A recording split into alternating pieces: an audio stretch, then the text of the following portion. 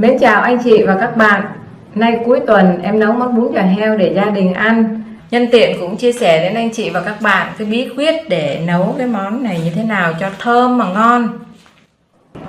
Nước dùng trong mà lại là thơm nữa nè anh chị. Hương thơm tự nhiên của ớt, sả. Thêm một chút nước mắm với ớt cay nữa để mình chấm thịt ha.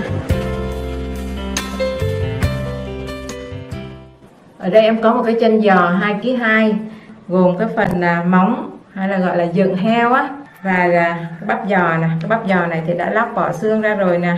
Riêng cái phần thịt này là 1,3 kg. Bây giờ em sẽ đi ướp cái gia vị vào đây. Ở đây em có 1/2 muỗng cà phê muối nè. Dùng muối bình thường ha, mình rắc đều lên cái phần bắp giò này để ướp. Muối 3 gram nha. 1 muỗng cà phê hạt nêm 5 gram. Chúng ta chỉ ướp phần thịt thôi, không có ướp phần da.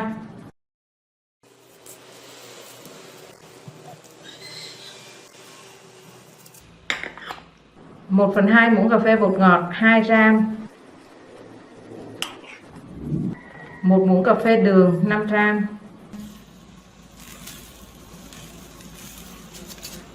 1/2 muỗng cà phê tiêu 1 gram. Hơi nhiều em bớt lại chút. Và bây giờ thì anh chị bó cái phần thịt này chặt lại cho em. Trước khi bó lại anh chị đập để cho cái gia vị này nó thấm vào trong thịt ha.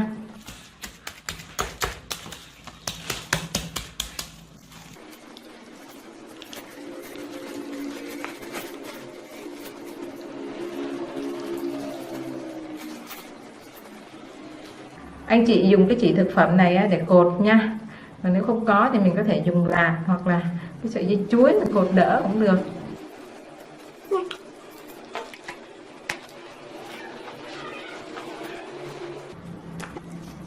Cái bắp giò anh chị dùng cái chỉ thực phẩm mà quấn sao cho nó chặt ha, cái da nó bao hết cái phần thịt và quấn cho thịt là chặt là được.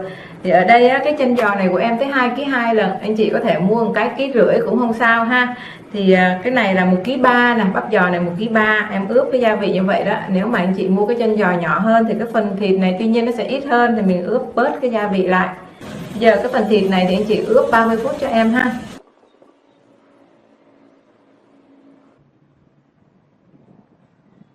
Còn cái phần dựng này nè, móng giò này nè, bây giờ mình sẽ đi trần nước sôi ha. Cái nồi nước để mà trần thịt cũng như là cái chân giò đó sôi rồi em cho vào đây một lát gừng đã nướng vàng ha, anh chị chẻ đôi ra dùm em, và 1 muỗng cà phê muối. Để sôi thì là sôi thì anh chị mới cho vô. Đồng thời anh chị cho cái bắp giò đã bó này vào đây luôn.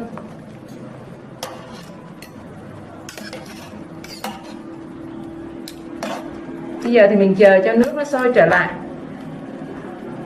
Phần nước nó đã sôi trở lại rồi thì anh chị luộc cho em 10 phút.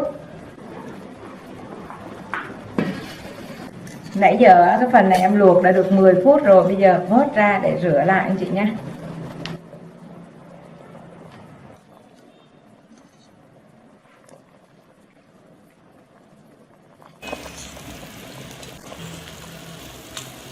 Cái phần dựng sau khi mà rửa sạch rồi thì anh chị sẽ nêm một chút cái gia vị vào đây. 20 gram nước mắm Hưng Thịnh, 2 muỗng canh vừa vừa như này nè. 2 gram bột ngọt, 1/3 muỗng cà phê anh chị nhé. 1 muỗng cà phê hạt nêm.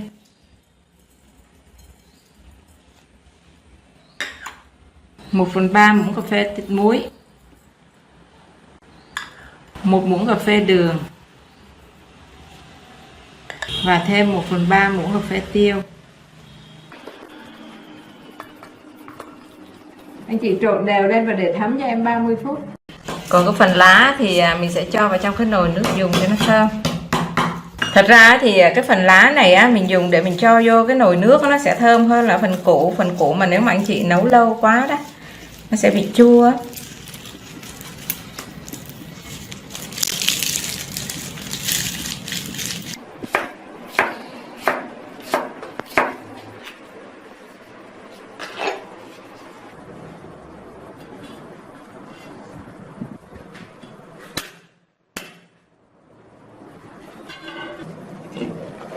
Ở đây em lấy cái nồi nước dùng là 6,5 lít anh chị nha.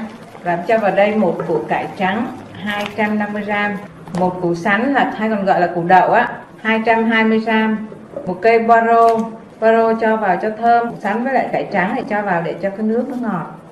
Và một củ gừng đã nướng vàng, mình chẻ đôi ra không có đập dập anh chị nha, 75g. Và một cái nắm xả nhỏ này anh chị, cái phần này là cái phần đầu á, phần lá ha. Mình cho vào đây vài trái ớt đập dập 6 trái ha. Cái này thì anh chị cho vào để cho cái nước nó thơm á. Cùng với 2 củ hành tây 200g. Hành tây cũng vậy, anh chị lột vỏ rửa sạch rồi thì đem nướng vàng lên cho thơm. Sau khi mà nướng rồi thì không có rửa lại nữa. Thì cái hành baro và hành tây cùng với ớt á, nó sẽ giúp cho khử cái mùi tanh và cái nước dùng nó sẽ thơm. Nước cũng đã sôi trở lại rồi nè, bây giờ em sẽ cho cái phần thịt vô luôn ha.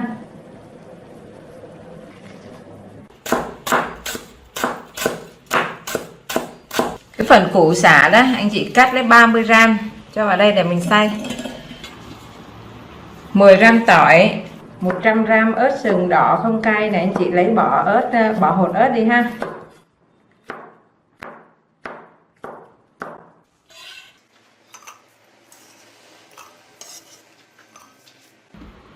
Tất cả cho vào cối cùng với 200g dầu ăn.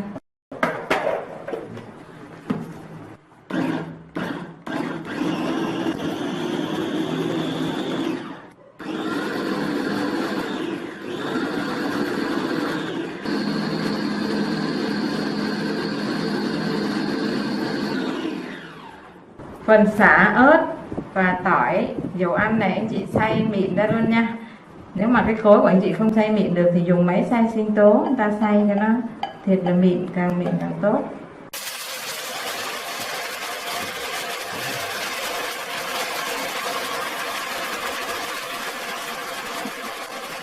Phần ớt xay này anh chị cho vào trong cái chảo và chúng ta xên cho đến khi lên màu đẹp luôn. Khi xên anh chị cứ để lửa cho lớn xíu để cho nó thơm, chứ nhỏ quá cũng không thơm đâu. Đảo liên tục để không có bị cháy khét.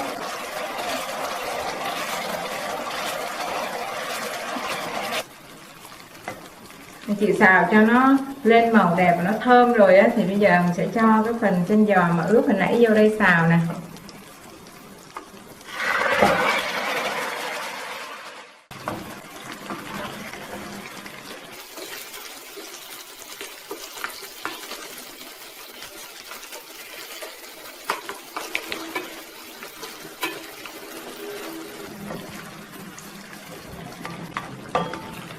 Rồi xào cho thơm cho thấm rồi thì anh chị sẽ tắt bếp đi ha.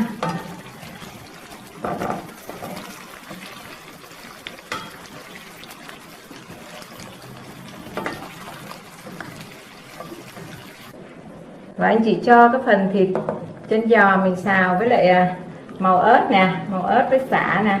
Cái phần ớt này nó xào để tạo màu á, nó sẽ giúp cho cái màu của nước lèo đẹp và nó thơm. Mà ăn thì lại không có bị độc hại nữa. Thì nếu mà anh chị không có làm cái màu này á, anh chị có thể dùng cái bột điều màu. Sôi trở lại rồi thì anh chị giảm lửa vừa ha, để cho nó sôi vừa, đừng sôi mạnh quá sẽ đục nước. Và nếu có bọt thì anh chị hớt bọt luôn nha. Mình phải chịu khó để ý canh thì cái nồi nước dùng nó mới trong và nó mới ngon. Em chuẩn bị một ít hành lá nè. Phần gốc thì anh chị cắt để riêng một lát nữa ta sẽ cho vào trong nồi bún. Lá thì sắc nhuyễn ra.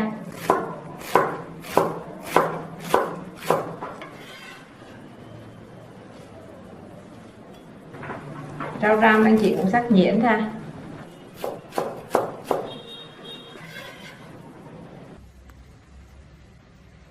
Cùng với một ít hành tây anh chị cắt mỏng ra như thế này. Cái phần rau nêm này á, lát để lên trên mặt tô bún á. Nồi nước dùng này em nấu nãy giờ là được 1,5 tiếng rồi đó. Để em thử ha. Cái thịt nó cũng mới vừa hơi mềm thôi, cũng chưa được đâu, mình nấu thêm một lúc nữa. Nhưng mà bây giờ thì em sẽ vớt những cái củ hành tây này ra ha. Vớt luôn sả cũng như là củ cải trắng với củ sắn ra hết luôn này anh chị. Riêng thịt và cái phần móng thì mình sẽ để hầm thêm một chút nữa, nó vẫn chưa có được mềm lắm đâu. Vớt xong rồi thì bây giờ em đem gia vị vào đây luôn. Em cho vào đây 40g muối hột anh chị ha. Cái lượng gia vị này là dùng cho 6 lít nha anh chị. 40g bột nêm cà non, 20g bột ngọt. Bột ngọt thì anh chị gia giảm theo gia đình anh chị nhé. Và 100g đường phèn. Cuối cùng để cho cái nước nó đậm đà hơn, em cho thêm vào đây 20g đường cát trắng nữa. Anh chị dùng cái ớt này để tạo màu, cái màu nó đẹp và nó bảo đảm an toàn vệ sinh thực phẩm ha. Nếu không anh chị có thể dùng dầu màu điều. Dầu màu điều thì khi nào mình nấu mình xong rồi mình mới cho vô sớm quá nó sẽ bị mất cái màu ha. Vâng, bây giờ nấu thêm 15 phút nữa thì chúng ta sẽ nếm lại xem nó vừa chưa.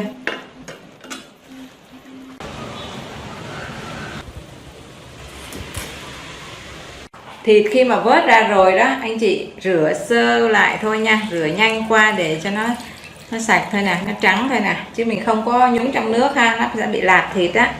Bây giờ thì để cho nguội, anh chị có thể cất vào trong ngăn mát tủ lạnh á, thì nó sẽ săn cái miếng thịt lại, mình xắt cái lát nó ra nó đẹp hơn.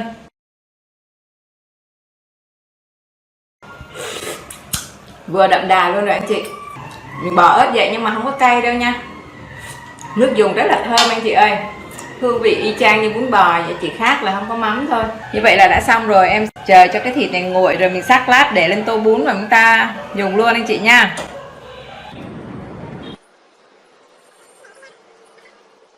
Ở bên trong nó vẫn còn đang hơi ấm ấm, chưa được nguội hẳn đâu, cái độ chắc của nó chưa có lắm, nó phải để lạnh thêm nữa mới được ha. Sẽ cắt ra vài lát để bày lên tô bún nè.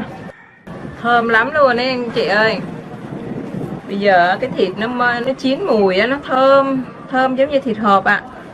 Đó, một tô bún để lên 2 lát thịt là nhìn thấy nó đã đẹp mắt và ngon dữ lắm luôn rồi. Thêm một khoanh giò lên nữa, kèm thêm một lát chả vào đây nữa. Chao ôi, cái tô bún nhìn là đã thấy no rồi. Cho lên đây một ít hành tây, rau răm và hành lá cắt nhuyễn nè. Nước dùng trong mà lại là thơm nữa nè anh chị. Hương thơm tự nhiên của ớt, sả và tất cả các cái nguyên liệu. Cho lên đây một ít hành phi nữa. Thêm một chút nước mắm với ớt cay nữa để mình chấm thịt ha. Và nếu mà nó có lạt thì anh chị nêm thêm vào.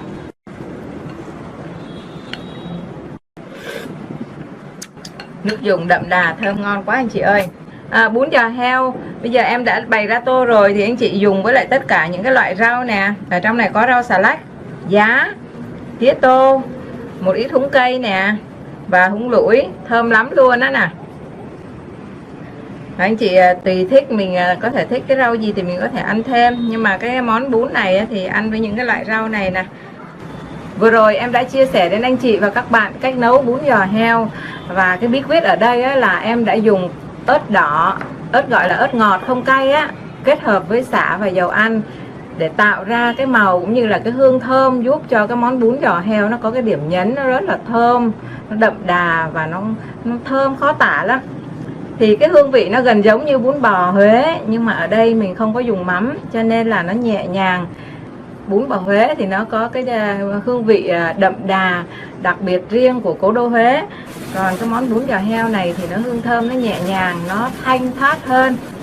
Mong rằng anh chị và các bạn sẽ thực hiện thành công. Rất cảm ơn anh chị và các bạn đã theo dõi. Xin chào và hẹn gặp lại trong những video lần sau.